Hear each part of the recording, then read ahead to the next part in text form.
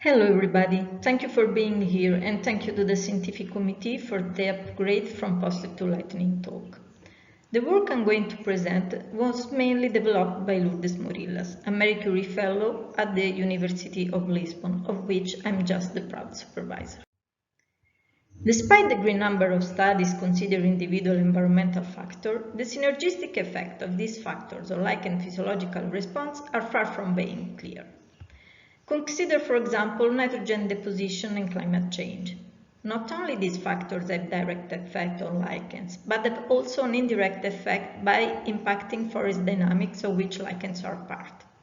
Among them, for example, the severe decline and mortality of forestry caused by biotic and abiotic factors. Can forest dieback also have a role, leaving lichen communities more exposed to direct solar radiation in combination with other environmental factors like nitrogen? To answer this question, we tested the following three working hypotheses. One, that the physiological response of lichens to increased solar radiation could be modulated by the nitrogen availability. Two, that species belonging to different functional groups will respond differently to the combination of these environmental factors. In particular, we expect that most tolerant species to each one of these environmental stressors will cope better with their synergistic effect. Finally, that species belonging to more tolerant functional groups will show higher capacity of recovery than sensitive species after the stress. 6 lichen species were collected on Quercus suber in semi-natural Mediterranean cork ecosystem.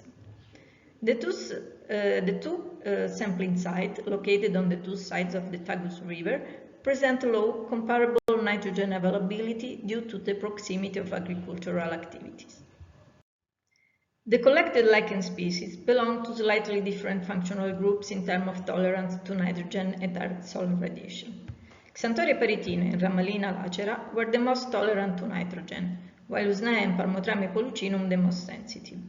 Flavoparmelia caperata and Usnea were the most sensitive to solar radiation, while the other tolerate strong sunlight quite well. To test our hypothesis, we exposed the lichens to one daily treatment with 3 doses of ammonium sulfate for 57 days. Between day 21 and 30, still wet, they were exposed to direct sunlight in the city of Sevilla. We use chlorophyll efflorescence as a sensitive parameter to assess the lichen response. Here we see the temporal evolution of the FV to FM ratio during 57 days of treatment with 0 in yellow, 25 in light green and 50 in dark green millimoles of ammonium sulfate for all tested species. The period of exposure to direct sunlight is indicated in yellow. The results show a general detrimental cumulative effect of nitrogen and solar radiation exposure on lichens. Solar radiation was by far the stressor with the strongest effect, causing a physiological impairment even in controlled samples. The results did not support any of our hypotheses based on functional differences among species. Only in the case of Xanthoria, we found a differential response. In fact, Xanthoria was not affected by nitrogen addition in the first 20 days, but after the solar exposure, a nitrogen dose-dependent response of the fluorescence parameter was observed. We know that the activation of protective mechanism comes at a cost. Our results suggest that costly mechanisms to overcome harmful effect of increased solar irradiance might have compromised the lichen ability to make the needed investment in nitrogen tolerance. About recovery, we couldn't observe any significant improvement except for some controlled samples. Looking at the control thalli, the least affected by solar radiation was Flavoparmelia caperata. This could appear in contradiction with the fact that Flavoparmelia caperata is the only one among the species used in the experiment adapted to diffuse light more than to direct solar radiation. However, shade-adapted species were found to be most affected by radiation when they are dry, whereas sun-adapted species tend to be more sensitive when they are wet. Our result could be then explained by the influence of the hydration status on the physiological response of lichens. To conclude, the synergistic effect of nitrogen pollution that increased solar radiation, likely modulated by the hydration status, highly affected the photobiont of 6 epiphytic lichens, as shown by chlorophyll efflorescence. The global change-driven forest decline is likely to exacerbate the impact of nitrogen deposition on epiphytic lichens, making tolerant lichen species more prone to nitrogen pollution effects.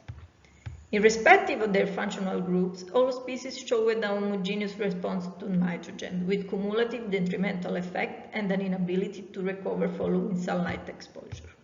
At ecological level, that means the synergistic effects of changes in precipitation pattern, nitrogen pollution, and tree defoliation can compromise the resilience of forests, affecting sensitive component of this ecosystem, the lichens. You can find the result of this study published in the paper in Journal of Fungi. Thank you for your attention. Thank you, Lourdes, for the work she has done, and thank you, the Marie Slodowska Curie Grant, for financial support.